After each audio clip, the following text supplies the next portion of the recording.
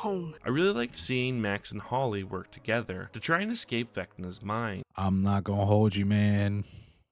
I didn't care.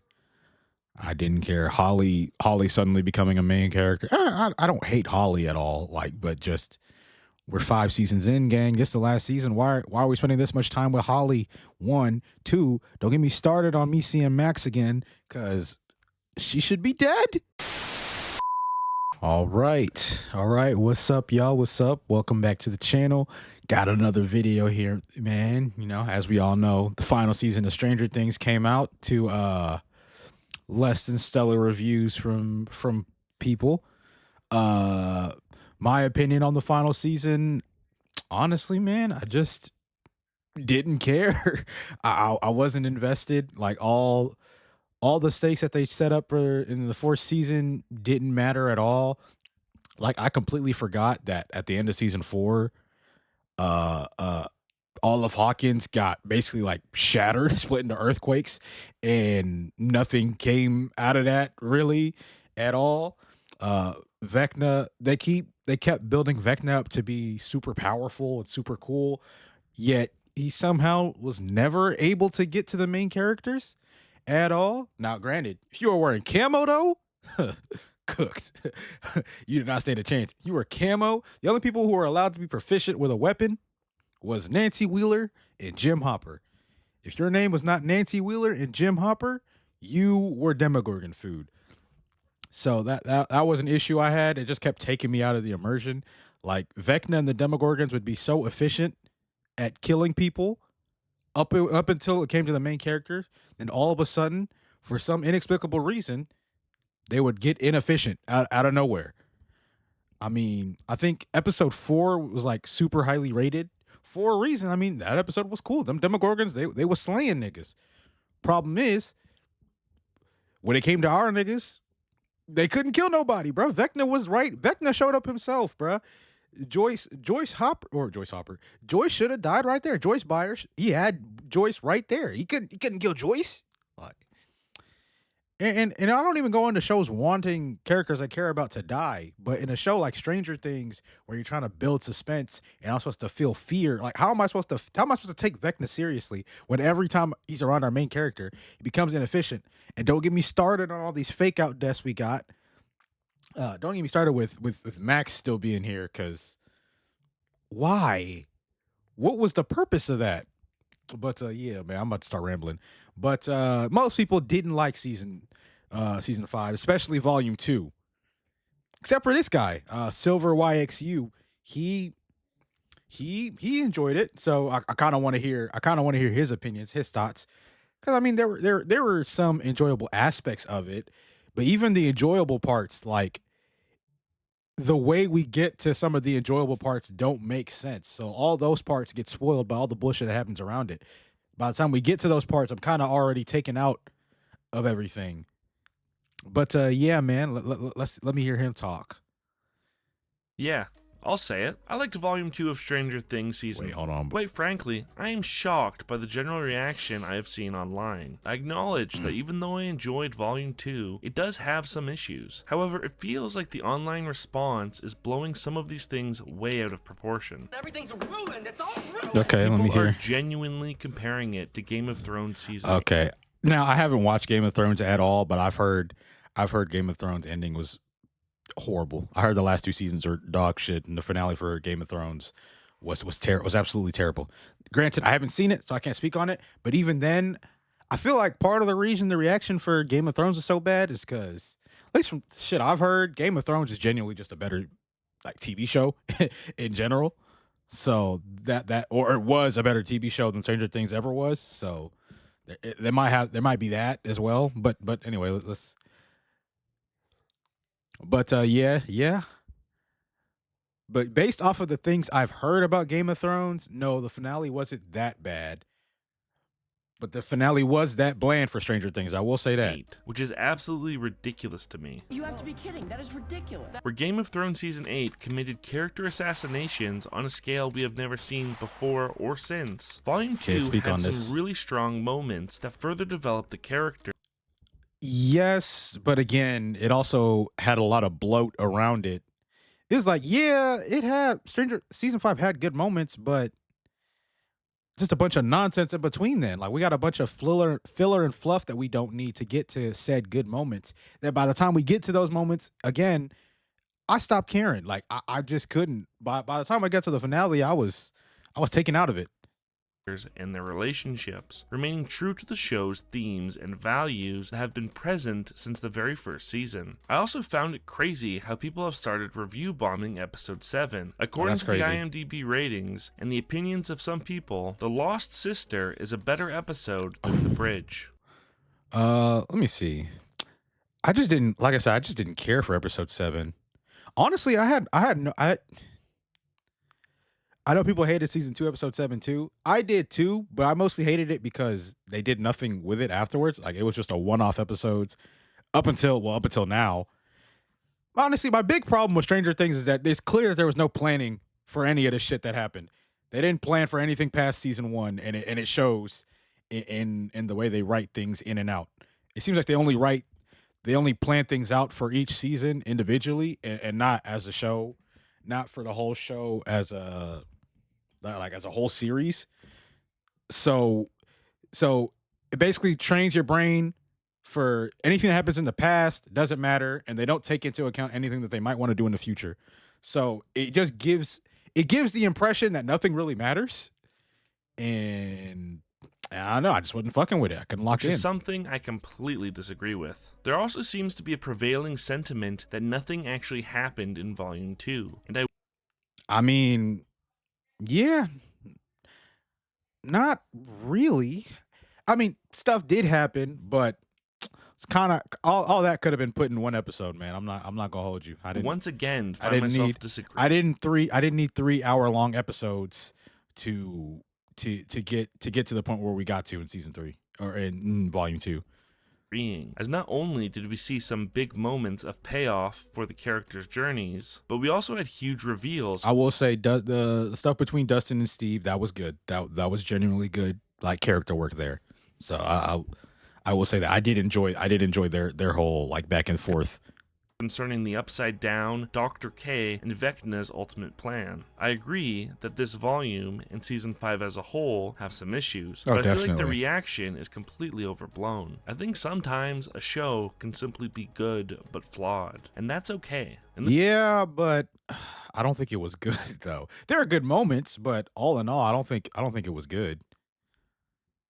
And it's kind of bogged down by all the bad around it. The good kind of got ruined by all the bad surrounding it. this video, I will be talking about Stranger Things Season 5, Volume 2, and what I think worked and didn't work. I will be talking about the season in depth, so I will be going into full spoilers. If it fails, we both go down. You die. Yeah. I don't really have a problem with Steve and Dustin at all, but let me just hear him talk about it anyway. The Steve and Dustin dynamic has been one of the most compelling in the show since they were first paired together in Season 2. Over the course of the series, they have grown incredibly close, giving us one of the most wholesome friendships in the show. However, there was some tension between the two introduced at the start of Season 5, which some audience members found to be off-putting. They want to see one of their favorite relationships turn so toxic, as both It's not that I minded that. It was more so that like I understood Dustin was grieving. I was actually kind of iffy on like Dustin's attitude in particular, because on the one hand, he'd been sort of the guy who's always been up and up, or like, you know, just like emotionally up throughout like the entirety of the series, and then for him to have this sort of like jarring, sort of edgy shift. But granted, he was grieving, so you know, like I could work with it, and him and Steve having tension, like I didn't mind it, you know.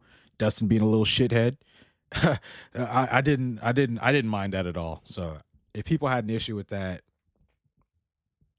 I don't know. You don't like your characters being human, I guess. Steve and Dustin were frustrated with one another and struggled to communicate. After I will say though, Dustin was like putting it on 10 a lot. I will say that.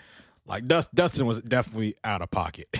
Seeing where their story goes in Volume 2, I can say that the rough patch that the duo went through only strengthens their dynamic and gave us some of the best moments in Season 5. It was so worth it to take their friendship in this direction, as we got such a great emotional payoff to their journey this season. All of the tension that was present throughout the early parts of Season 5 boils over in Volume 2, when the two confront each other. After being constantly ridiculed and badmouthed by Dustin, Steve finally has had enough and fully calls Dustin out on his erratic behavior. My was good. character's struggle for the season is feeling like his friend is kind of closed off and shut off and maybe acting rashly out of like a emotionally insecure place. He talks about how Dustin's reckless decisions have put people in danger, as well as Dustin. Yeah, that shit was pissing me off too, the way. But like I said, I don't think it's always a bad thing to be mad at a character that you used to like too. Like I feel like that's actually a sign of good writing, in a sense. If a character does something that makes you feel like upset, like that can be good. Granted, as long as you follow it up, as long as you have a plan for where you want to go with that, then yeah. Dustin's inability to own up to his mistakes. We get to the heart of the issue when Steve starts talking about Eddie's death. That's what this has all been about, really, is Eddie. All your bullshit, pushing everyone away. Much of Dustin's behavior this season can be traced back to Eddie's death and how he is grieving his friend. Instead of dancing around it any longer, Steve calls it out into the open, talking about how Eddie died for nothing. What did Eddie do? I mean, shit. Steve said it, not me. He charged into a swarm of killer To bats. save my life. He saved no one. He saved everyone. Eddie wanted to play hero. I mean, did he save everyone, man? I mean, them demo bats do not exist no more, bruh. Man, don't get me.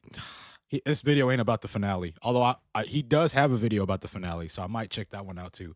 But And he made a dumb call, and he got himself killed. I honestly think Steve makes some great points, as one Very of my good point. issues in Season 4. honestly, as far as like I said, this point, I don't really disagree with anything he's about to say here.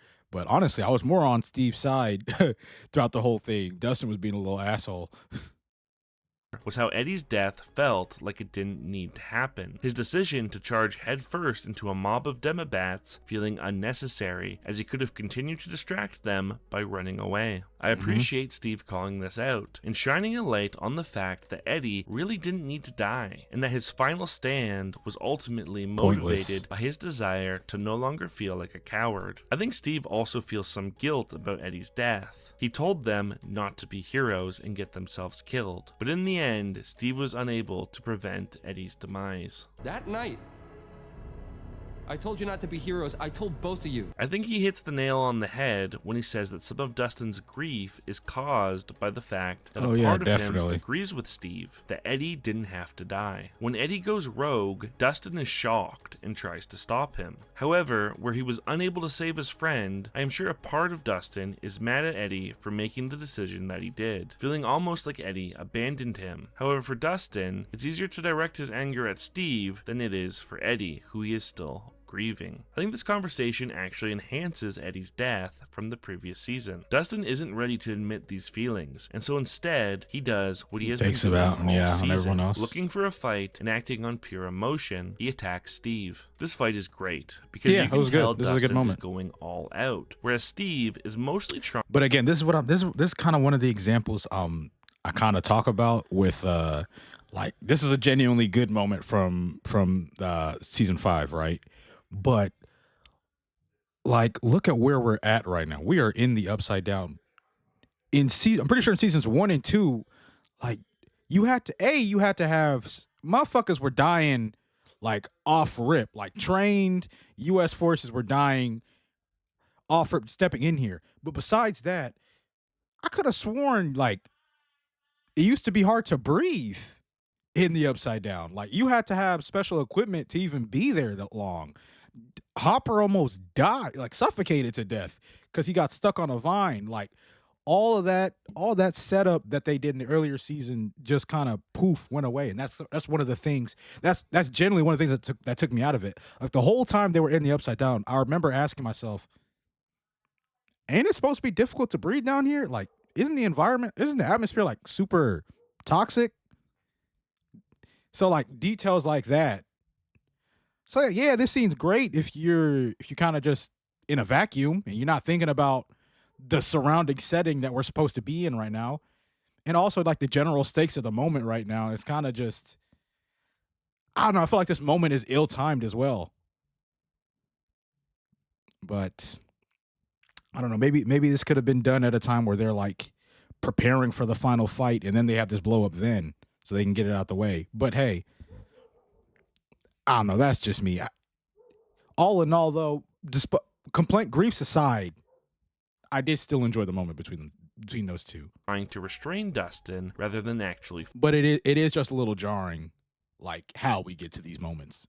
fight him. Dustin's decision to fight Steve also results in the antenna of their walkie-talkie breaking, preventing them from communicating with Jonathan and Nancy later on, when the circumstances become dire. Another result of Dustin's behavior having adverse impacts on the group. The performances in the scene are and this is another problem. Like this has nothing to do with Steven and Dustin, but then we get to Nancy, because Nancy and Jonathan do get in danger after this. But the thing is, the show has built so much bad will as far as stake building goes. I knew for a fact nothing bad was actually going to happen to him, and nothing bad did happen. Like this whole time, I'm just sitting there like this as their situation's collectively getting worse, where you're trying to build suspense in me, or I'm trying to be scared. Like I feel no fear because I know they're going to get out of it. So I'm sitting there unamused. Sitting there with the Reggie face, like, because I know nothing bad's about to happen.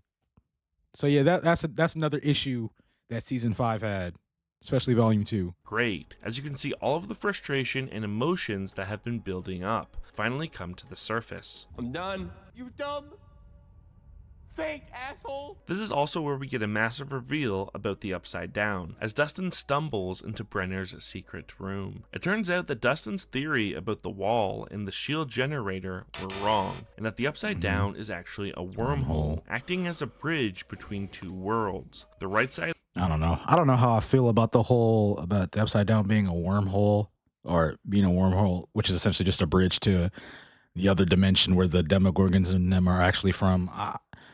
I'm not sure how to feel about it. I don't know. It just seems kind of sudden. Like we've never even really hinted at it. At least I don't remember seeing any hints of there being another dimension. But hey, maybe I missed it in the earlier seasons. I'm sure somebody will point it out in the comments. But yeah, this is kind of a point where it seems like a big reveal, but again, I just didn't care. up in the abyss. This is a huge reveal that recontextualizes our understanding of the world. Everything we have ever assumed about the Upside Down has It's been wrong. dead wrong. Upon this realization, Dustin knows he screwed up and tries to warn Jonathan and Nancy, but he can't. He's trying to figure things out when Steve, fearing their friends are in danger, springs into action. As he has done for the entire series, Steve doesn't hesitate to put himself in harm's way to try and rescue Nancy and Jonathan. As the steps are melting, the lab becoming more unstable the higher they go, Steve is relentless in his attempt to find them. That is, until Dustin finally breaks down, grabbing onto Steve for dear life, as he opens up about everything he has been going through, the pain of losing Eddie, the fear of losing Steve, and having to go through that experience again. He admits that he has been wrong, and begs Steve not to go, not to die. Kind of a neat Yeah, that was a good moment. between That the was a two good of moment. them, where they can actually like verbally express to each other what they've wanted to say for a long time, and I think it's cool to like let those boundaries break down. This is such a powerful moment, and I think Gaten Matarazzo It's a very powerful moment, but again, like I said, I just have to actively ignore all of the pre-established all the pre-established rules that have already been set to fully enjoy it. That's all. It just actively takes me ignoring that, and I wasn't ignoring it at the time. But yeah. But again, still a good scene. absolutely nails it. You're always trying to get yourself killed, and I can't let it happen again. Please don't let it happen again. not you. I'm sorry. Also, knowing how often Steve voluntarily puts himself in harm's way to try and protect others makes you think about how, in a lot of the situations, Dustin must have been terrified at the thought of losing his friend. Steve is such an important figure in Dustin's life, acting as a mentor, a best friend, and a father figure all in one. Seeing Right. Dustin break down at the thought of losing him is so powerful, and in the moment, the only thing Steve can do is try and comfort his friend. The reconciliation is further cemented after they have escaped the Upside Down and are making their final plan to defeat Vecna once and for all. I like how it is Steve who is the one who has the brain blast and is the mind behind the final plan. It feels like an earned moment for his character and helps to showcase how different members of the group have different ways of thinking and tackling problems. It's also nice to see Dustin compliment Steve's intelligence in his plan Yeah, after spending after most of shitting season on it the whole 5 season. calling him an idiot. Yeah. Showing any animosity that was between the two is now gone. I know there have been a lot of complaints about how formulaic some of the planning scenes can be. Yeah, it is one of the things where it's starting to get old. Like, just I don't know, the way the dialogue is. It doesn't feel natural anymore. It's one of those things where it kind of just got old. I enjoy them for what they are, even if they are at times a bit repetitive. Even though I think he made some valid points, and it was something Dustin needed to hear, Steve apologizes about the things he said concerning Eddie. In the end, all of the frustration on Steve's side of things was because he wanted to help his friend, but didn't know how. I really appreciate how understated this scene is, as I feel like that lends it some authenticity, as Steve and Dustin acknowledge that they only ever wanted the best for each other, and that they've missed each other. I miss my best friend. Yeah, I miss my best friend too. I think calling back to the "if you die, I die" line from season 3 was perfect, as it helps to highlight their journey together as well as how much they mean to each other. Without a doubt, the Steve Dustin storyline was my favorite in Volume 2. I was about to say the same thing. Yeah, I think they're probably my favorite dynamic the whole season. Honestly, I don't think anyone else really had a dynamic I was vibing with like that. I don't know. Ellen Hopper kind of just got repetitive.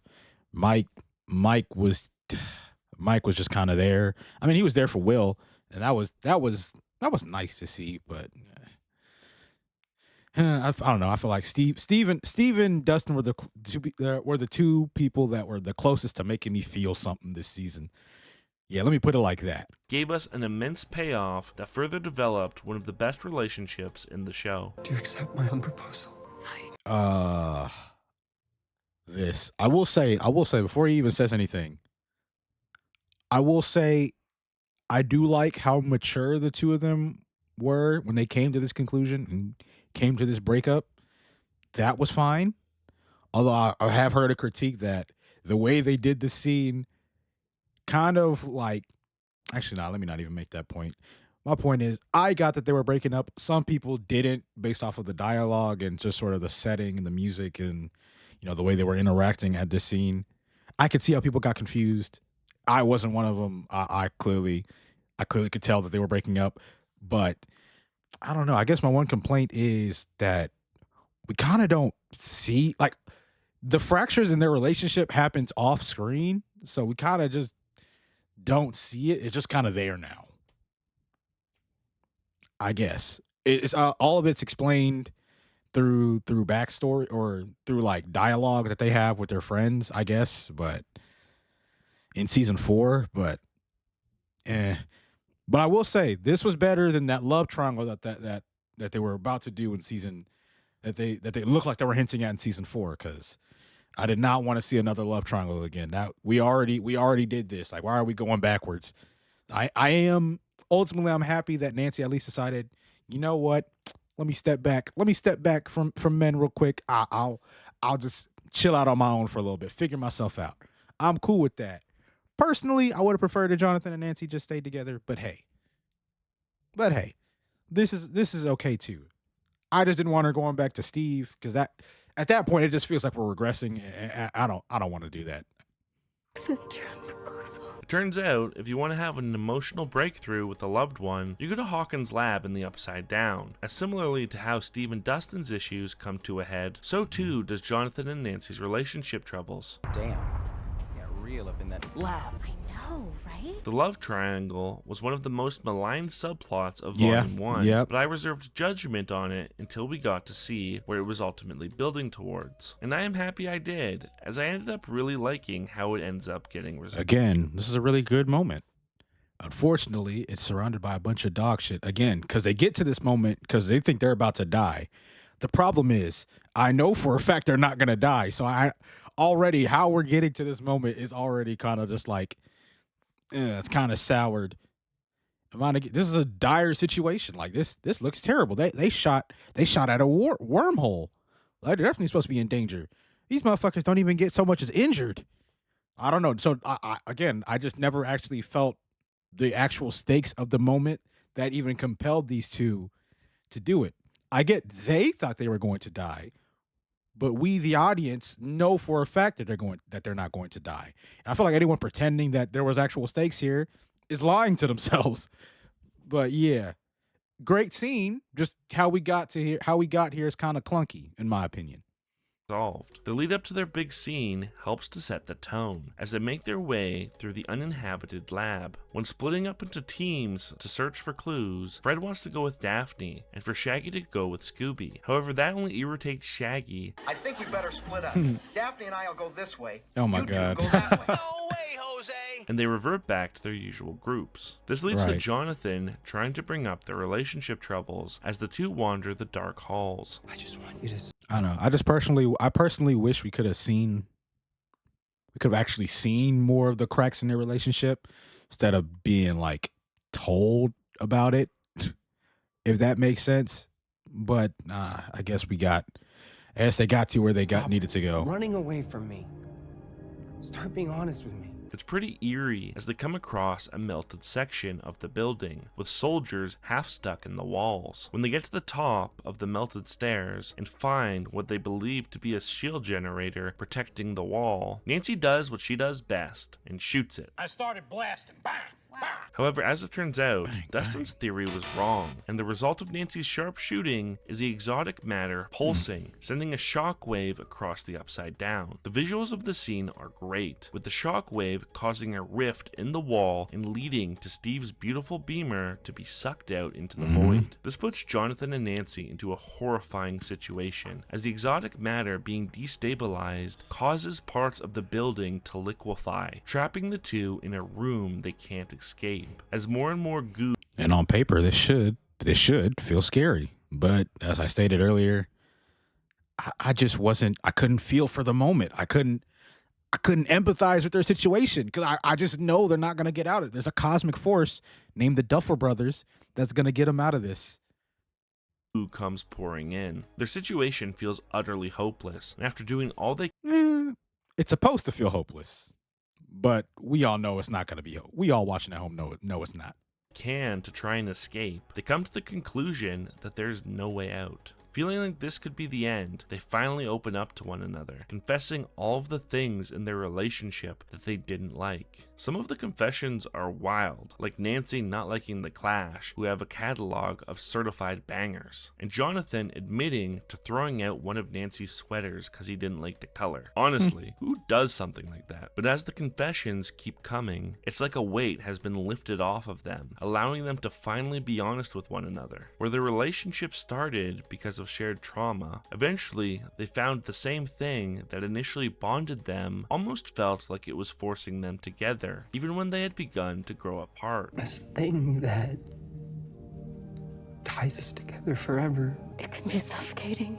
Yeah. When Steve is brought up, Nancy tells us what we already knew, which is that Jonathan and Nancy's issues were never about Steve. It was never like that with him. We're just different people. Even though they still have love for each other, Nancy and Steve would have never worked out, as they want different things in life. Right. With Steve wanting 6 kids, and Nancy wanting to focus on her career. Like Steve's been trying to tell us the whole season, they are just friends. I think this also highlights how a lot of the macho broing out for Nancy's attention was Jonathan projecting his own insecurities about his relationship with Nancy onto Steve. Yeah. I think the scene gets better as Jonathan unproposes to Nancy. With everything they have confessed to, they show their maturity as Jonathan and Nancy both realize they aren't happy together like they once were, and that they have drifted apart. Jonathan proposing to Nancy was only ever going to be a band-aid solution that would have never truly worked out in the long term. I tried to convince myself that this would somehow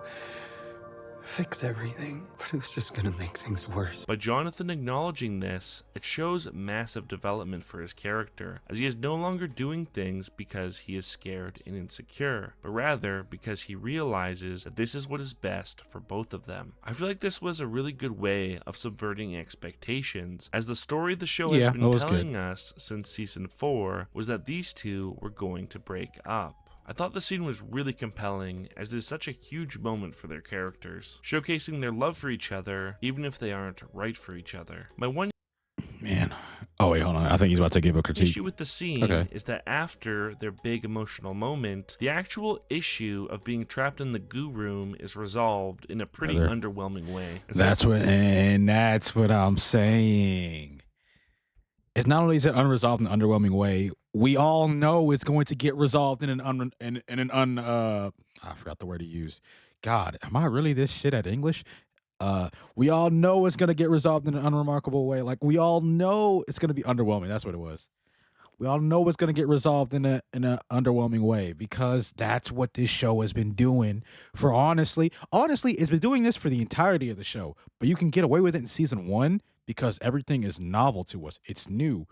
But now that you've added more characters and still refuse to kill them, it's just like, mind you, it's not as if all the main characters are doing something. A lot of them are doing nothing. Like, Jonathan literally has been Nancy's boyfriend for the last 3 seasons. Like, that has been his role, is be Nancy's boyfriend. In the one season he wasn't around Nancy, motherfuckers killed him. And I liked Jonathan in season 1. Or I liked his character anyway. That's my thing, man. It's just the circumstance, the way we get to these scenes suck. That's my biggest thing. Of them figuring their own way out or being rescued by Steve and Dustin, Let's the get goo lucky. just solidifies. This felt a little too convenient. However, the scene with the two opening up to each other is incredibly compelling, and for me personally, it isn't hurt too much by them escaping. You just need something that I disagree. I think it does kind of hurt it. Like I said, in a vacuum, in a complete total vacuum, it's a very great scene. They have a lot of great isolated scenes. Now, hold on, I looked at his next section, and I'm about to disagree. But yeah, just the whole total surrounding, because again, all these established rules that we had already established with the Upside Down. Even because the addition of us learning about the wormhole and the other dimension does not change the fact that the Demogorgons had been occupying the Upside Down anyway. 1, 2, that the environment is supposed to be unbreathable. They're supposed to need gear, and none of these niggas are geared up like that. So it's just, we're basically saying everything that happened in the past don't really matter. And me, I just couldn't rock with it, and it was taking me out. I like to be immersed when I'm watching shows, and my immersion was just constantly getting killed by nonsensical decisions that were being made. connects you to the real world, to home. I really liked seeing Max and Holly work together to try and escape Vecna's mind. I'm not gonna hold you, man. I didn't care. Holly suddenly becoming a main character. I don't hate Holly at all. But just, we're 5 seasons in, gang. This is the last season. Why are we spending this much time with Holly? 1, 2. Don't get me started on me seeing Max again, because she should be dead. Look, that running up that hill scene from season 4, one of the greatest scenes of all time. Great, legendary scene. I love that scene. But Vecna got her the second time around in season 4. Vecna got her. She should be dead. The way Elle not only saved her is kind of BS to me. 1, 2. How did Elle? From my understanding is Elle can go into other people's minds of her own volition. Cool. How did Elle not only save Max, but also place her in Vecna's mind When Vecna kill people, he puts them in his like that whole logic don't. I'm having to ask questions why too many times, and they're not being answered. And these aren't like mysterious questions. This isn't like season 1 where the Upside Down could be completely mysterious, and that added to the suspense of it. I kind of need to know how Max is still alive, and that never really gets explained. It's kind of a Lord of Horseshit, and that's always gonna be in the back of my mind every time I see her. And again, I like Max's character. I didn't necessarily want her to die, but if you're going to kill her, then kill her. Stop trying to give me these fake out deaths, because now I'm just gonna start resenting the show for it, and every time she's on screen. But yeah. The growing dynamic reminded me of earlier seasons where Steve was babysitting the younger kids, doing his best to wrangle them as they got into all sorts of trouble. It's fun seeing Max in the babysitter role as a counterpoint to when she was being babysat, and was stealing cars and getting into all kinds of mischief. Now that the shoe is on the other foot, she gets to experience what she and the others put Steve through, when they constantly insisted on putting themselves into harm's way. I especially liked how the show called back to when Mike went rogue instead of staying on the bench like Steve wanted, with Holly doing something similar to Max, despite her protests. We're staying here and we wait for 11. End of story. You coming? Or are you gonna let a child head into the desert unsupervised? You don't remind me of your brother. You are your brother. I like how protective Max becomes of Holly, like when she enters the cave before her, Just stay behind me, okay? But you said I know what I said. or when after she has returned to her body, she is racked with worry as they don't know Holly's fate. There were some really cool moments as they hopped from memory to memory in their attempt to escape. Henry Again, like maybe all these moments were cool, but I don't know. Maybe it's just me. I was just too hung up on Max even being here to even care. I genuinely didn't care. That's literally it. And I think that's bad. I think that's a bad thing. I think that's a bad thing for your show to have the audience just not invested into what you've got going on because of the way you're writing things that don't make sense. revealing himself as Vecna and attacking Max is a particular highlight, especially when he is mind-jacked by Will and has his leg broken. The cave scene is another standout, as we see little Boy Scout Henry murder a guy with a rock. The audience is left with so many questions as we wonder what's in the suitcase. God damn it, what is it? One of the most controversial scenes of Volume 2 was when, after once again finding an exit, Max has an Man, I'm not gonna lie. This just felt like they were trying to recreate that running up that hill scene, and I wasn't having it. We can't keep. Oh, never mind the amount of times they kept playing Kate Bush. Jesus Christ, man! If I hear that song one more time, I might actually punch something. But again, I just didn't care. Not to mention, they need to be getting away. Like, they're having this long, sentimental speech that's conveniently enough time for them to get away. Like, this is that sense of urgency that I'm talking about, where they're trying to build it in the show, but they keep taking me out of it. Like, I keep having to suspend my disbelief for things to work. And if I keep doing that too many times, I'm just going to stop believing in general. What's the point of me temporarily suspending it when everything that's happening isn't believable? Yeah. The whole Max plot line kind of just, the reason is it suffers from the same thing that the Hopper plot line from season 4 did. The Hopper Russia plot line for the season 4 thing did. It's another death. There's another person that just should have been dead in the first place. Why are we even doing this? All of it is pointless to me because they shouldn't be here. That's kind of my gripe. That is my gripe. Ended conversation with Holly instead of immediately booking it for the gateway. I understand why this moment frustrates people, but I also think that her conversation with Holly is necessary for Holly's arc. Sweet, yes. Poorly timed and poorly placed. This is what I'm talking about. We keep getting these good moments. Because I'll agree, this was a good, in a vacuum. This is a good moment. The problem is, this show does not exist in a vacuum. They need to be booking it. There's no logical reason why they have all this time for Max to give Holly this nice sentimental speech. As nice and sentimental as it was, they do need to be booking it, and this is just ridiculous. There's one of those moments where we as the audience have to suspend our disbelief, and we basically act like we're stupid. And I don't know. I personally just can't play dumb. On a meta level, where Max already missed the doorway once, I knew that they wouldn't pull the rug out from her a second time. However, in universe, I acknowledge that Max should be scared about the same thing happening again. I actually think Max's heart-to-heart with Holly is really great, as Holly was full of self-doubt and guilt over not doing enough to help people. She talks about standing by and watching as her mom was attacked, and again when Vecna was choking Max. She thinks she is a coward and can't do anything right. No matter what I do, I'm still me. There's nothing heroic about that. Max can actually relate to some of Holly's feelings, but she is also able to see what Holly can't, and that is that everything that Holly has done since entering Camazotz has been extremely brave. Max building her up and highlighting Holly's connections to her loved ones, she is able to get Holly to believe in herself and see herself for all the good things that she has done. She shows her that Holly the heroic is real. You found a way through Camazotz. You saved me, Holly Wheeler.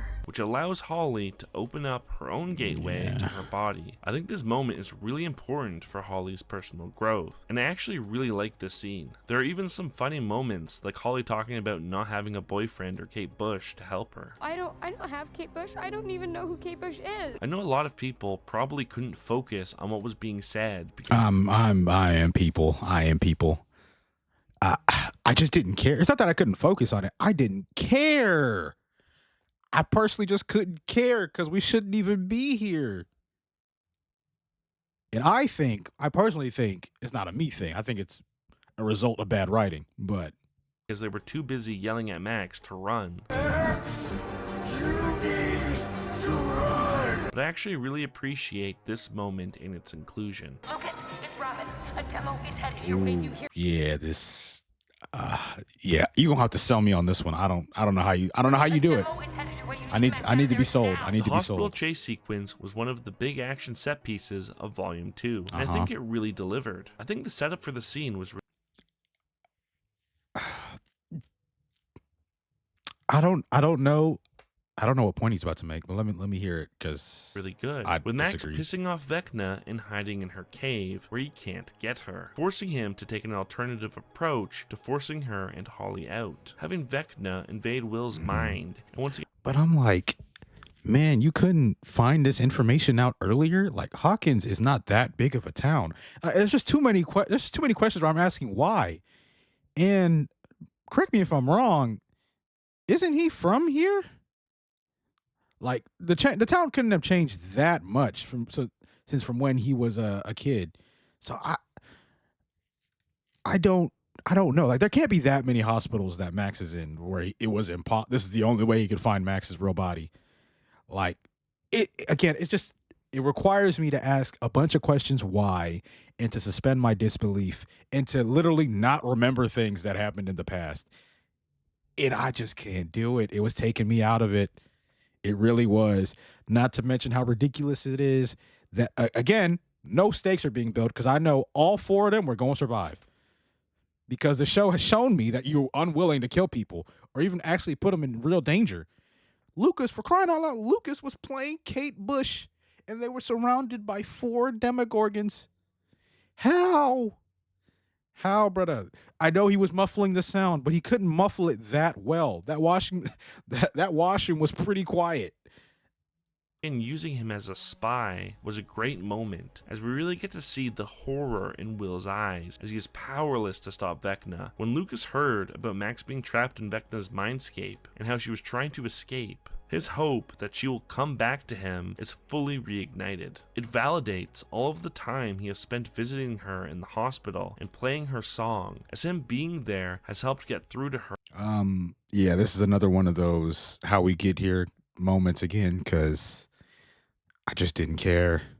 I wanted to, because it is. I get the feeling. I get the feeling that Lucas had about wanting her to come back dearly. I just didn't care. I just didn't care. And let her know that she is still loved. As he and Robin head to the hospital, he is determined that today will be the day that Max wakes up, and he is willing to do almost anything to make that happen. I also like how the hospital scene allows us to flesh out Robin and Vicky's relationship. Robin comes clean to Vicky about everything, and even though she doesn't initially believe her, she soon finds herself convinced. As for her, seeing is believing. See, part of the problem. This again, this even her disbelief of Robin to this degree is kind of crazy, considering the giant hell level earthquake that happened at the end of season 4 that mysteriously just goes away. It's just like there's too much incompetent writing here, man. Fuck. I can't buy it. I'm not buying what the Duffer brothers are trying to sell me. I'm glad you can look past all the bullshit and take the scenes for what they are and enjoy it. That's cool. Me, I couldn't. I just Seeing couldn't. a monster from an alternate dimension eat 2 soldiers is something you can't unsee. The Demodogs rip Yes, but that's the thing. That's my problem. Why are they so efficient with just the soldiers? Yet when it comes to our main character, all of a sudden they want to take their start. They want to start taking their time. They can't find them in that one little corner. Like, around the hospital is This a shit great is flooring visual. me. And I liked how when Robin is trying to warn Lucas that the Demodogs are coming after Max, she announces it on the PA system, which in turn also alerts Mrs. Wheeler. I loved seeing Lucas's desperation as he runs through the halls. again, we couldn't even kill off the Wheelers, man. God, like, can we commit to a decision, please? Can we commit to something? You can't keep trying to build stakes in your show and actively undo the stakes that you just built. Like, because at some point, I'm just gonna stop buying into the stakes that you're building. carrying Max's unconscious body, playing Kate Bush, hoping that he can buy enough time for her to wake up. It's heartbreaking when they are hiding and Robin asks him to turn off the music so they don't get found by the Demodogs, only for him to refuse. As for him, it's And realistically, they all should have gotten slaughtered here. They should have, man. They should have. Look, I get it. Shows don't always have to be ultra realistic, but sometimes, like, you established all these rules. They're dead to right. They're dead to rights. Them Demogorgons, the way them Demogorgons were running too, like, it should not have taken them this long. It just shouldn't have to find them. They didn't even find them, but It feels like if he were to do that, he would be killing Max himself. You have to turn it off. We can't. Max is coming back. I know a lot of people also really didn't like how the Demodogs aren't alerted by the music, Me- then end me up neither. being completely Alerted distracted by the washing machine. The way like, you can't excuse that, man. You just can't. I'm sorry. You can't do it. Let me hear how he tries to explain it away. But interpreted it is because the music is a constant noise, it doesn't get as much of an instant reaction. yes, but it's completely different. But there's a bunch of noise. The light's literally flickering. Like, it might be a constant noise. I get it. But if the constant noise is coming from one central location, I don't know. I feel like they would have clocked it by then. Especially because that noise was moving too. The source of that noise kept moving as they were running away. So, nah. And they're all a hive mind anyway. So I know they have enough intelligence to be able to, like, follow that sound at least. Even though the Demodogs are checking it out. Whereas the oxygen tank in the washing machine is a new, sudden, loud noise, which demands their immediate attention in a way the constant drone of the music doesn't. I don't in this buy it. moment, they're living up to the dog part of their name and are easily distracted. But for me, it works. Even though I understand if not everyone has a similar interpretation as I do. I also Yeah, I appreciate don't buy how it. gives Karen another cool I would grant them that that dog part if it wasn't for the hive mind thing, because Vecna should be able to see that. Because Vecna sees through because I don't know, what was Vecna doing something to where he couldn't give his attention to it through the Demodog? Like, I don't get it. Maybe I'm wrong. And then Miss Wheeler having her moment, I didn't care.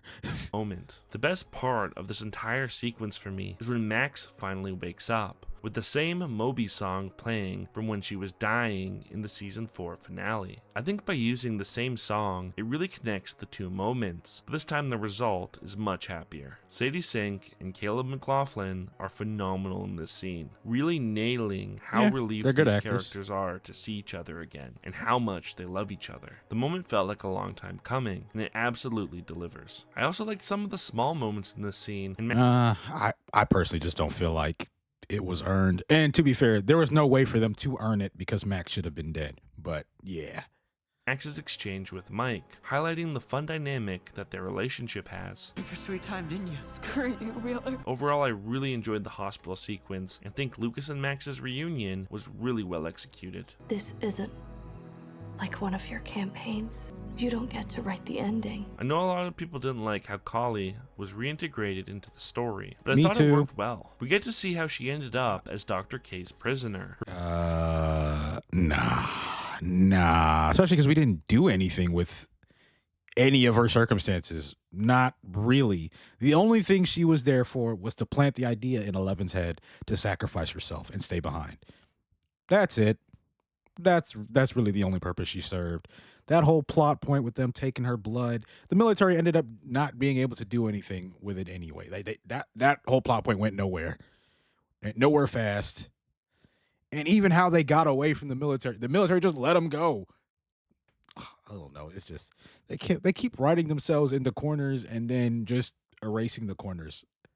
And I don't fuck with Her it. entire crew being murdered when she was captured. Kali was then locked away for a long time as she was drained of her blood, which she later learned was being given to pregnant women to try and do the same thing that Brenner was trying to do and recreate Henry and his powers. The scene of Kali running through the rooms of pregnant women was genuinely creepy, as we know that Kay was experimenting on them to try and reproduce superpowered babies. Yeah. Kay wants to be the mama Fucked of up. Brenner's papa. After seeing all of this, Kali no longer believes that there is a future for her and Eleven, as someone will always try to control them and use them for their own means. There's also no escaping it, as if Kay dies, she will simply be replaced by another, just like how she replaced Brenner. If they were to try and run away, they may be free for a time, but eventually they will be found, and their loved ones will be killed. Just look at how Kali's crew ended up. If you flee with Mike, maybe you're safe for a while. But when they find you, and they will kill Mike. And then they will take you, and with your blood, they will create more children who will suffer as we have. As a result, Kali thinks the only way to truly end things is for her and Eleven to die alongside Henry, ending the cycle once and for all. Even though I don't agree with Kali trying to guilt Eleven into a suicide pact, Yeah. I feel like it makes logical sense for her character and throws an interesting wrench into things. She is committed to defeating Henry, but beyond that, Kali's goals differ greatly From the what rest of the happens after group, that, yeah. which creates some tension between them, and I think can lead to something really interesting. That Kali makes one false move, I swear to God, I'm gonna kill her. I'm gonna kill her. I will not hesitate. I like how Kali's perspective is countered with that of Mike. Mike is imagining a life for him and Eleven once everything is over. They might have to take out Kay and her goons or be on the run from the military, but he thinks that they will be able to live a happy life together. I really appreciate his optimism as he tries to convince Eleven that there are greener pastures waiting for them when this is all over. I think as a result of Kali and Mike's differing viewpoints, they are effectively playing tug of war over Eleven, trying to convince her of their vision of the future. I think it leaves Eleven with a really interesting decision for the finale, giving her an internal conflict as she decides what future she believes to be most likely. Oh shoot, I didn't mean to do that.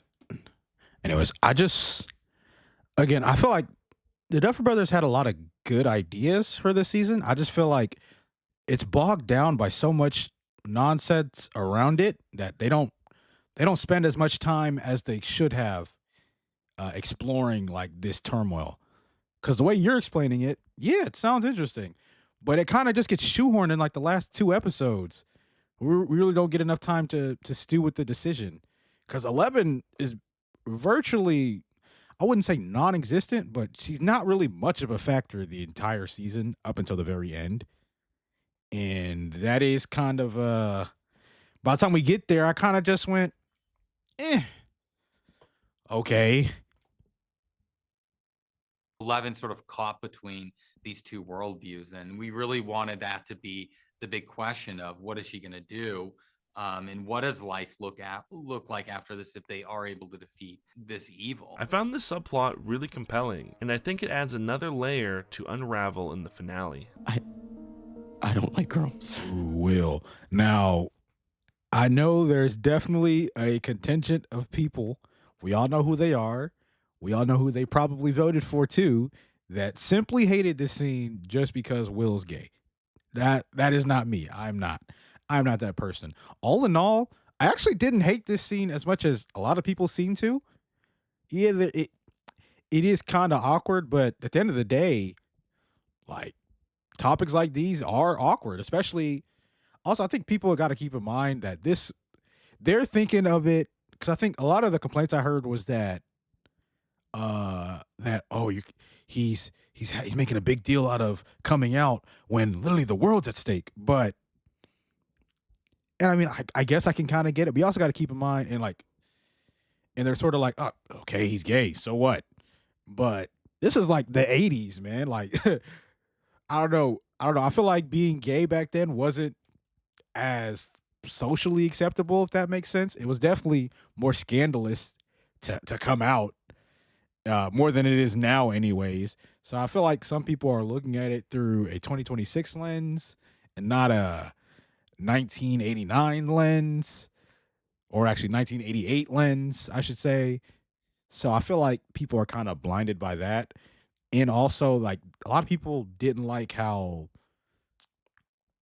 I don't know how to explain it, like, cringe it was. I mean, it was kind of cringe, but hey, not all cringe is bad cringe, I say. Like, man, I don't know how to word this properly.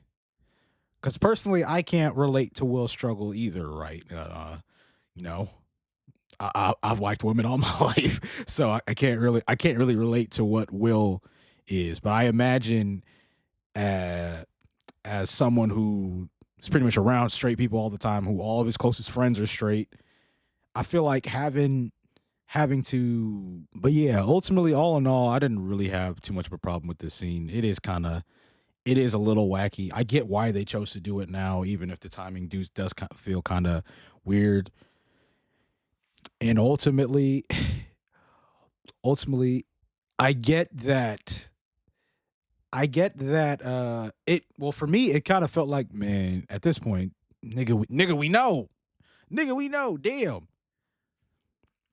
But ultimately, I get that that it still probably feels better for him to get it off of his chest anyway, even as much as it may feel like people already know, like just to make sure, because Vecna has been getting into his head and essentially fucking with him. Like, oh, I'm gonna tell all your friends that you're gay and they're gonna turn away from you. So I understand that fear that Will is going through, and he just wants to get it all out because this is the final battle. They're going into life or death. He doesn't need any doubts in his clouding his judgment when the moment comes. So anyways, to make a long roundabout story that I've been making short, this scene wasn't that bad. I didn't hate it. After his climactic moment at the end of Volume 1, Will still gets a lot of focus in Volume 2. In the immediate aftermath, Mike, Lucas, Robin, and Joyce are all elated with Will's newfound abilities, seeing them as a tool to help them defeat Vecna and rescue Holly. For Joyce in particular, it allows her to see Will in a new light, to view him not as a helpless victim that is in need of constant protection, but as someone who is strong and capable in his own right. Vecna chose you because he underestimated you. I think we all have. I know I did. That is a mistake I will never, ever make again. Yes, I guess. But my only issue is, why does Vecna not kill him? Especially because he doesn't really need him anymore. From my understanding, all the tunnels that he was building were already built, that he used Will to build. All the tunnels that he used Will to make, they already made them. He doesn't really need Will anymore. I guess Will was useful for him to find Max, which again they still failed to kill due to, well, just the Demogorgons being incompetent.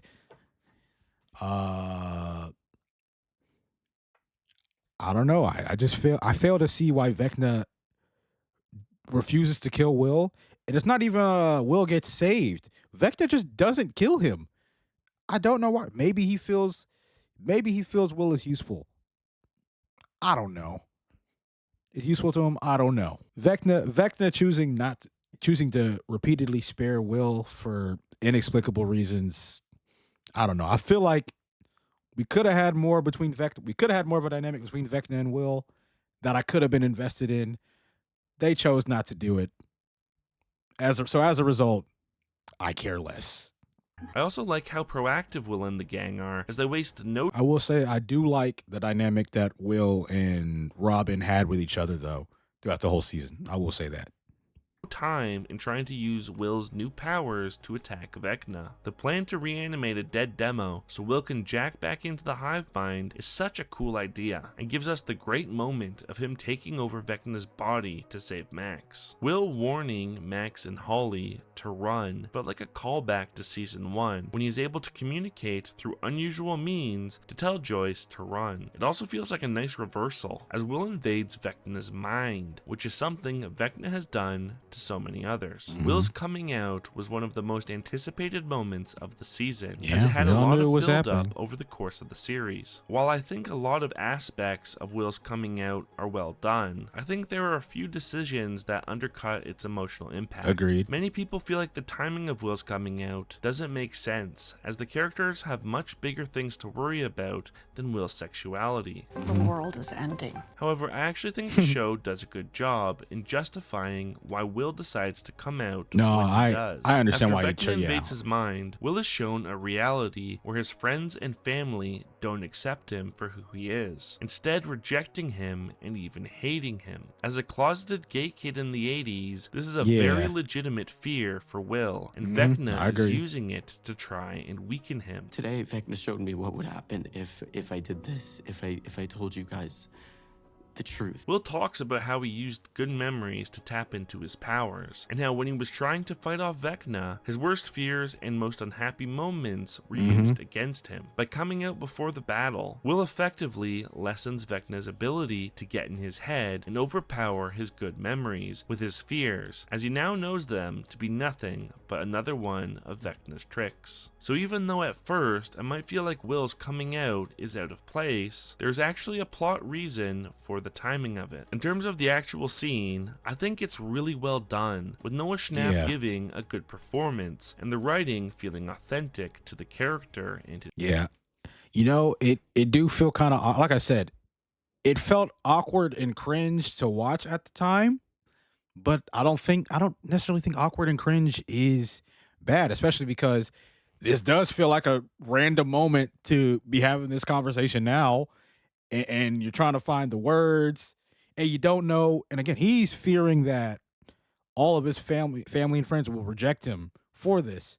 So of course he's going to be, you know, sounding awkward and wording things weird. Like I remember laughing at at the piece of dialogue where he's like, I don't like girls. Like I remember laughing at it, but I feel like in real life that it'd be that awkward. You'd probably say some shit like that if you were in Will's shoes. So like I said, I didn't mind it as much as other people did. Struggles. You can tell that the scene meant a lot to the actor and the writers as they tried to get it right. You want it to be so perfect to make sure it's good for them and so empowering, and this is going to live on for so long. However, this leads me to my biggest issue with the scene, and the reason I feel like it doesn't work as well as it could have. I really think over half of the people in this scene don't have any don't relation. need to be there. Yeah. And so their presence here undermines the scene as a whole. Like, does Kali Why is care Kali whether or here? not this kid she just met is gay? I doubt it. When the scene started with just Joyce and Will, with Mike walking in late, I thought like that would have been all fine. there really needed to be. I wouldn't even mind Jonathan extending was it there. to Jonathan, Yeah. Dustin, Lucas, Max, and Eleven. But where it's literally everybody, With the whole I feel like cast, it I'm like, robs come the on, moment man. of some of its impact. One of the things I liked so much about Robin's coming out scene is how intimate and personal it felt for her and Steve. And how it Agreed. further developed their relationship. Unfortunately, because there were so many people there, I don't think the same thing happens for Will. It doesn't really feel like his relationships are stronger, even though they should be. It's too bad, because I know this scene was important to a lot of people, but its execution feels poor. like one of the major sticking points that people have in Volume 2, for various reasons. I definitely don't think it's as bad as everyone is saying, but I do think some of the it wasn't great. Yeah, I agree too. I also don't think it was as bad as everyone is saying.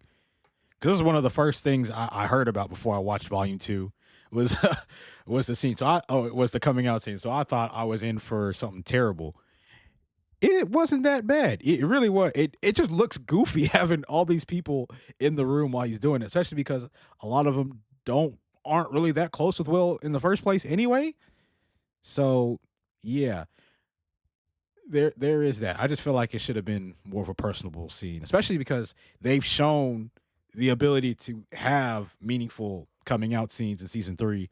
So it did kind of suck to see them kind of fumble it a bit, but hey, we move, I The guess. decisions surrounding it weaken its impact. The day all this started.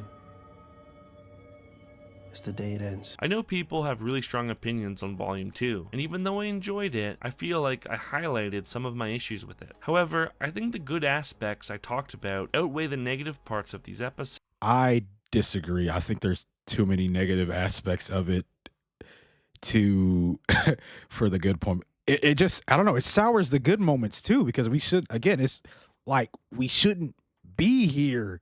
We shouldn't even be able to have this moment here. The moment's great, yes, but us getting to these moments don't work because they don't make sense. And that's been my biggest gripe with damn near everything that's happened this season. So, yeah. He believes the good outweighs the bad. I personally don't. And as a whole, I think Volume 2 gave us some good episodes of television. I don't think Stranger Things is It gave us some good moments. I don't think it gave us good episodes, I'm gonna be honest. to suffer the same fate as Game of Thrones, and I am still confident that the Brothers Duff will give us a great finale. It will be interesting.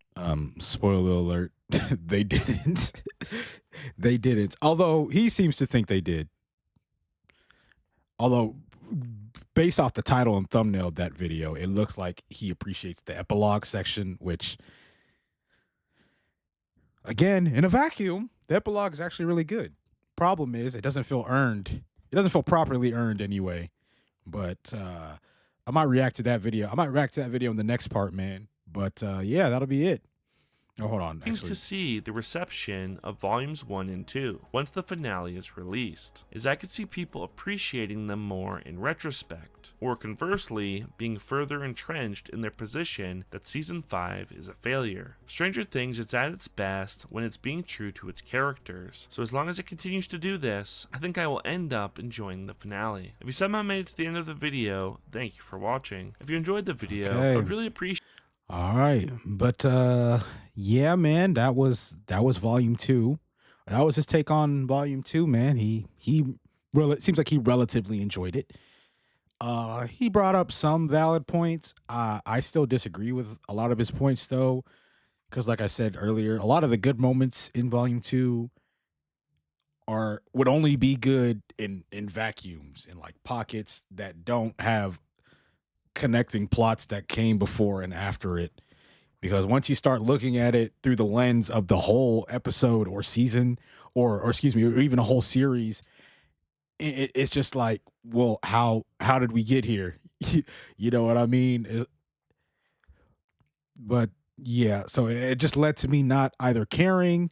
I'm either not caring. I'm either too busy asking how or why is this possible, or 3, I'm having to now suspend my disbelief for the umpteenth time because the shit that's happening just straight up doesn't make sense. But yeah, man, that's been my opinion, and that's gonna be it for this part of the video. I'm gonna react to his take on the finale in the next video. But if you watched this far, that means you liked the video. So like the video, subscribe to the channel if you're new, and until next time, I'll see you again. Thank you.